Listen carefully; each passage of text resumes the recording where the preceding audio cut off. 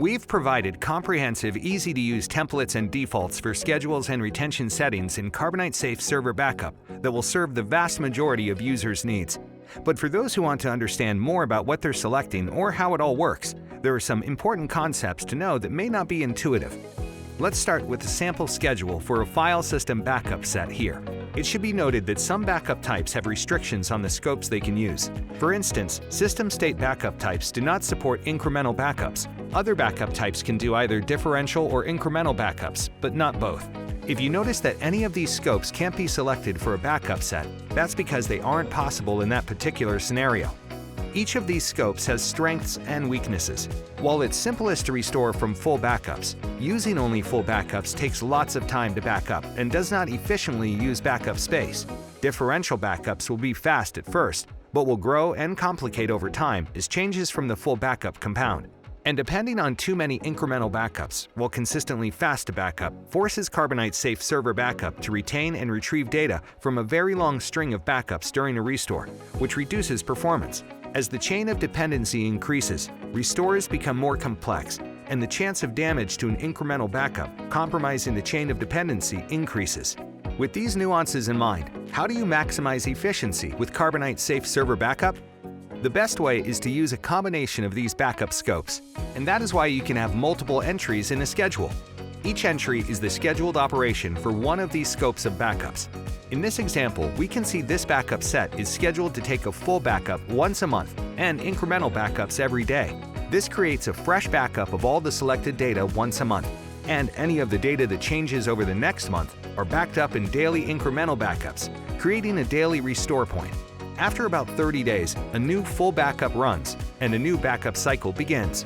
Retention settings determine how many backup cycles are retained in the local backup location and in the cloud.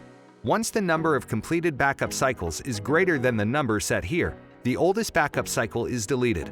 Discarding older backups is an essential part of a sustainable data protection plan. The benefit of a set retention is that it prevents you from maxing out your local disk or allotted cloud storage. That way, Carbonite Safe Server Backup can continue creating backups. The only way to completely recover from virus attacks is to restore your data from a point before the initial infection. So it is vitally important to have a safe number of restore points to choose from. In this example, 2 backup cycles are kept available at all times. Each backup cycle is a month long, and each contains daily restore points. These settings effectively keep about 60 days of recoverable daily restore points available at any given time, which is considered best practice. This is good from a data protection standpoint, but you need to be sure your local and cloud storage can accommodate holding the extra data from another cycle. You may also notice that you can change your retention type entirely. If you change your retention type between time retained or number of cycles, you'll see a notice that the change will not take effect until the next full backup.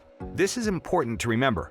Carbonite Safe Server Backup does not allow switching retention types in the middle of a backup cycle. Interdependent backups need to have the retention measured by the same criteria. Once the new full backup takes place, the change will be implemented. We've already covered the number of cycles since it's the default retention type. The other option is time retained. This discards older backup sets based on age rather than how many cycles you'd like to keep. If you're thinking about customizing templates or creating a schedule and retention from scratch, please first take note of the following final thoughts. When a backup set schedule has multiple entries, it's possible that they may be scheduled to occur at the same time or overlap. Carbonite Safe Server Backup can run multiple backup sets concurrently without issue, but it cannot run multiple simultaneous backups within a set. In those instances, Carbonite Safe Server Backup will continue working on the active backup and simply skip any other set to run concurrently until their next scheduled time.